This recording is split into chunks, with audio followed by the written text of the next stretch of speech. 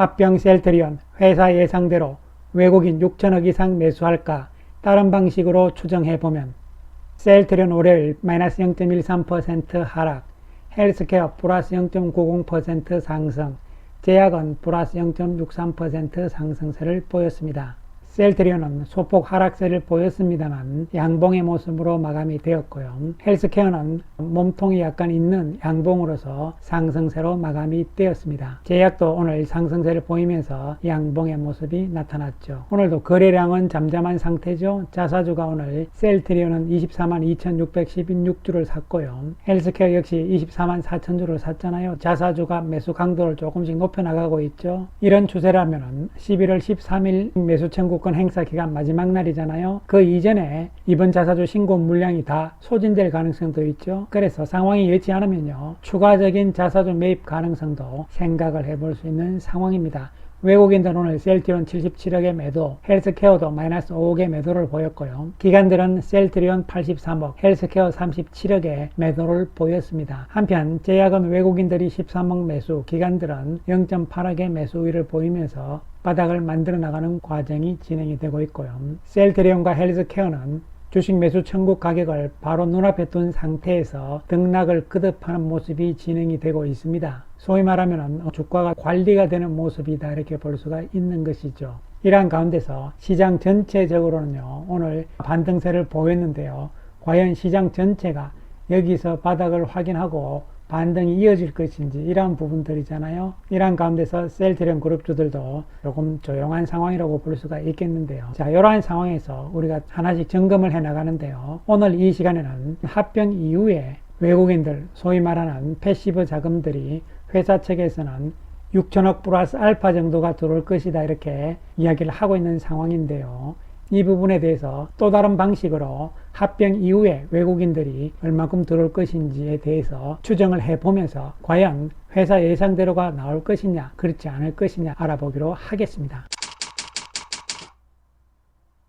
10월 초 회사 측에서는요, 국내 투자자 간담회를 통해서 합병 이후에 외국계 쪽에 패시브 펀드 자금들의 유입 가능성에 대한 자료를 발표를 했습니다. 이 자료의 핵심 결과를 보시면요, 어쨌든 MSCI 코리아 지수 쪽에서 추가적으로 3천억 플러스 알파가 유입될 가능성이고, 그리고 코스피 200 쪽에서 또한 추가적으로 3천억 플러스 알파의 유입 가능성이다 이야기를 한 것이잖아요. 그 근거로 제시한 것은 MSCI 코리아 지수, 이 지수 내에서 셀트리온이 차지하고 있는 비중이 1.6%인데요. 합병을 하게 되면 2.1%로 높아지기 때문에 이 차이의 금액이 3천억 플러스 알파다 이렇게 이야기를 한 것이고요. 코스피 200 지수 쪽에서도 마찬가지죠. 코스피 200 쪽에서의 셀트리온 비중이 1.5%이기 때문에 합병을 하게 되면 2.1%로 증가하기 때문에 약 0.6% 늘어나잖아요. 요 늘어난 금액이 추가적으로 3천억 플러스 알파의 자금이 들어올 것이다 이런 이야기를 한 것이죠. 근거로서 MSCI 이머징 마켓의 유효 추종 자금 중 한국 시장 유입 규모를 어떻게 봤냐면요, 총 MSCI EM 쪽에 원화 기준으로 500조 원 정도가 들어오잖아요. 이 중에서 한국 비중을 12%를 기준으로 해가지고 그 12% 가운데서 셀트리온이 1.6% 그리고 2.1% 이렇게 계산을 한 것이다 이렇게 보시면 되고요. 그 다음에 코스피 200 쪽도 추종 자금의 규모를 60조 원으로 감안을 했을 때 계산을 했다 이렇게 회사에서는 근거를 제시를 했습니다. 이러한 계산의 근거는 어느 정도 타당하다고 볼 수가 있는 것이잖아요. 자, 그렇다면은 두 개 합치면은 6천억 플러스 알파의 자금들이 합병 이후에 들어온다는 이야기잖아요. 그런데 금액이 얼마 들어오느냐에 앞서서 우리가 먼저 이해를 해야 되는 것은요, 외국인들 쪽의 패시브 자금들은 지수를 추종하는 펀드입니다. 그렇기 때문에 어떤 종목의 시가총액의 변화에 따라서 주식 투자하는 자금도 그 비율에 맞추는 거잖아요. 그렇기 때문에 셀트리온과 셀트리온 헬스케어가 합병을 하게 되면 일단은 주식 수가 늘어나잖아요. 그리고 주가가 얼마가 될지 모르겠지만 어쨌든 시가총액이 바뀐다는 것이잖아요. 그렇게 된다면 당연히 패시브 펀드들도 그 바뀐 시가총액 금액만큼 주식을 더 사든지 팔든지 이렇게 맞추는 것이 바로 패시브 펀드라고 보시면 되는 것이죠. 따라서 통상적으로 합병을 했을 때는요, 어쨌든 주식 수가 늘어나잖아요. 늘어나는 만큼 주가도 나쁘지만 않는다면요, 시가총액 자체는 늘어날 수밖에 없는 거잖아요. 이러한 원리를 일단은 먼저 이해를 하고요. 자, 그렇게 해서 회사 측에서는 이런 방식으로 추정을 한 것이고요. 그렇다면은 또 다른 방식으로도 우리가 한번 추정을 해볼 수가 있잖아요. 그것은 뭐냐면요, 현재 상황들을 합병 이후의 상황들로 바뀌었다고 가정을 했을 때 어떻게 될 것이냐, 이런 부분인데요. 하나씩 차근차근 따라오시면 되겠습니다. 일단 기준일은 10월 27일을 기준으로 합니다. 그래서 10월 27일 현재 셀트리온의 상장 주식수, 셀트리온 헬스케어의 상장 주식수가 있는 것이고요. 그리고 10월 27일 현재 외국인들의 비율을 보는 것이죠. 셀트리온은 외국인들이 19.72% 보유를 하고 있고요. 헬스케어는 16.65%를 보유를 하고 있습니다. 그렇다면 이것은 외국인들 몇 주인지 숫자가 나올 거 아니에요.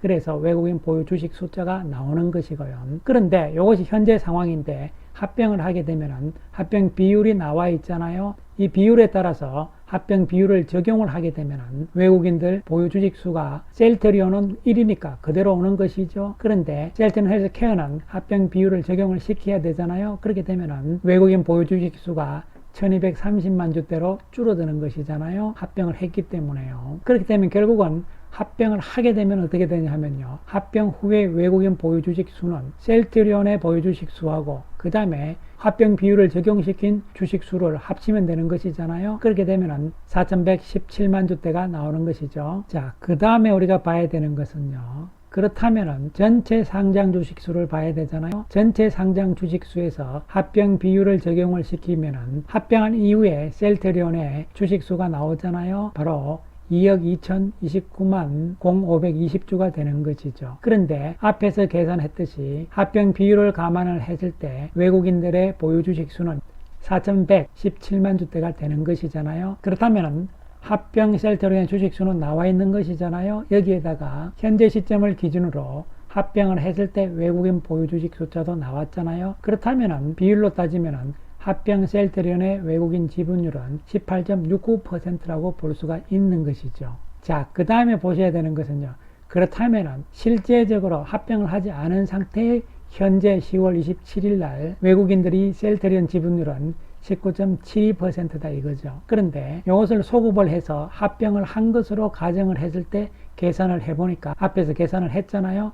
외국인 지분율은 18.69%다. 그렇다면 나중에 합병을 했을 때는 18.69%밖에 안 되는 것이잖아요. 외국인 지분율이. 그러면 현재 19.2%니까 외국인들이 지분율을 현재의 지분율만큼은 채우겠죠, 당연히. 합병 셀트리온의 외국인 지분율은 18.69%밖에 안 되기 때문에 추가적으로 더 사야 되죠. 1.03%를 더 사야 되잖아요. 그래서 이것을 주식수로 가정 227만 주대를 더 사야 된다는 이야기가 되는 것이죠. 그러면 주가를 얼마로 가정할 것이냐 이거죠. 만약에 19만 5천 원으로 가정을 하게 되면 합병 이후에 추가적으로 외국인들이 4,428억 6,821만원치를 더 살 것이다, 이런 이야기가 되는 것이고, 그 다음에 주가를 20만원으로 가정을 한다면 4,542억 이상의 외국인들 매수가 들어올 것이다, 이런 이야기가 되는 것이죠. 그런데 합병 이후에 합병 셀트리온에 대한 지분율을 외국인들이 20%까지 정도로 좀 높일 것이다, 이렇게 되면요, 추가적으로 사야 되는 합병 셀트리온의 주식수도 더 늘어나겠죠. 이것을 19만 5천원으로 가정을 하면 5,631억 이상의 자금이 들어오는 것이고요.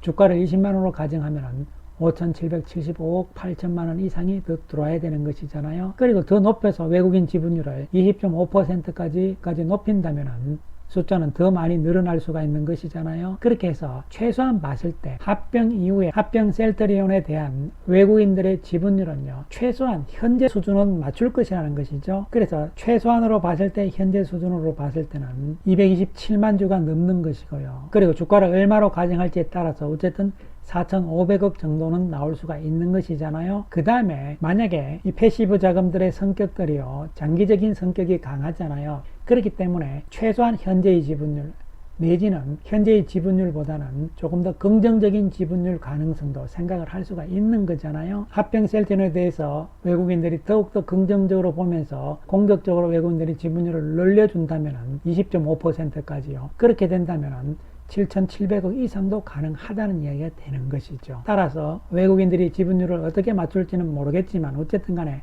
계산상으로는 이렇게 나올 수 있다는 것이잖아요. 따라서 우리가 이 중간값 정도로 감안을 할 수는 있다, 이렇게 볼 수가 있는 것이죠. 이에 따라서 결론적으로 보시면요, 외국인들 쪽의 패시브 자금들은 최소 4,500억 전후에서 6천억 정도까지는 들어올 가능성이 있다는 것이 합병 이후의 이야기가 될 수가 있는 것이죠. 내년 1월 12일 날 합병 신주가 상장이 되고 나면 외국인들의 패시브 자금 유입은 시작이 될 겁니다. 될 거고요. 그 과정 속에서 합병 셀트리온을 긍정적으로 보는 외국인 쪽에 새로운 자금 유입 가능성도 예상을 할 수가 있는 거잖아요. 그것은 왜 그러냐면은 짐 펜트라가 미국 FDA 승인이 나왔기 때문에 그런 것이잖아요. 그러면서 5월 중순 이제 합병 셀트리온의 1분기 실적 발표가 중요한 고비점이 될 것이다, 이렇게 볼 수가 있는 것이죠. 물론 4,500억에서 6천억 이 금액 자체가 뭐 그렇게 큰 금액은 아니라고도 볼 수가 있겠지만요. 그러나 심리적인 긍정적인 작용은 분명히 있다고 볼 수가 있는 것이죠. 그리고 여러분들께서 힘을 모아주신 덕분에 공매도 제도 개선에 대한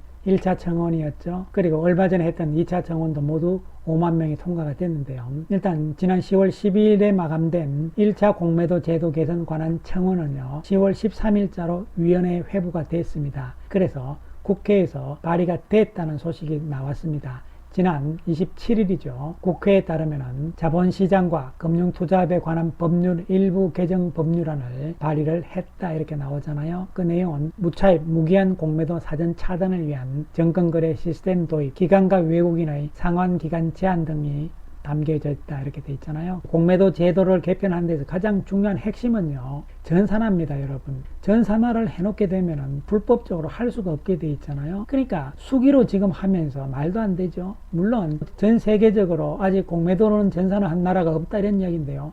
IT 강국인 우리나라에서 처음으로 한번 전산화 하는 것도 좋은 거잖아요. 세계 최초를 좋아하잖아요. 물론 외국계 자금이 유출된다는 이야기가 있지만요, 어떻게 보면요, 공매도 자금들은 유출돼도 좋은 거 아닌가요? 어쨌든 간에 이번에는 제대로 결과가 나왔으면 좋겠다는 말씀 드리고요, 공매도 제도는 반드시 개선이 돼야 된다는 말씀을 다시 한번 드리겠습니다. 그리고 이제 셀트리온과 셀트리온 헬스케어도 주식 매수 천국 언저리에서 지금 오르락 내리락 하고 있는 상황이잖아요. 따라서 주가가 여기서 안정적으로 횡보를 하게 된다면요, 우리가 고민하고 있는 국민연금의 주식 매수 청구잖아요. 없을 가능성이 높다, 이렇게 보이는 것이고요. 회사 측에서도 국민연금 측하고 이와 관련된 부분에 대해서 협의를 하고 있는 것으로 알려져 있습니다. 또한 실제적으로 국민연금의 주식 매수 청구가 만약에 행사가 된다, 이렇게 되면요, 이것은 중요한 문제점을 일으킬 수 있는 것이죠. 왜냐하면 국민연금의 기금운용본부 자체에 대한 개혁, 변화의 목소리가 더욱더 높아질 수도 있는 것이기 때문이죠. 어쨌든 11월 13일까지는 살얼음판이기도 합니다만, 중요한 것은 짐 펜트라의 미국 허가와 더불어서 3분기 실적 발표가 남아있는 시점이잖아요. 셀트리온은 11월 9일 정도로, 헬스케어는 13일 정도로 이야기가 되는데, 이 날짜는 아직 확정된 날짜는 아닙니다만요. 어쨌든 이 날짜보다 하루 이틀씩 좀 더 앞당겨서라도 실적이 좋기 때문에요, 발표를 할 필요성은 있지 않을까 생각을 해보는 것이죠. 긍정적인 자세로 상황들을 지켜보자는 말씀 드리겠습니다. 감사합니다.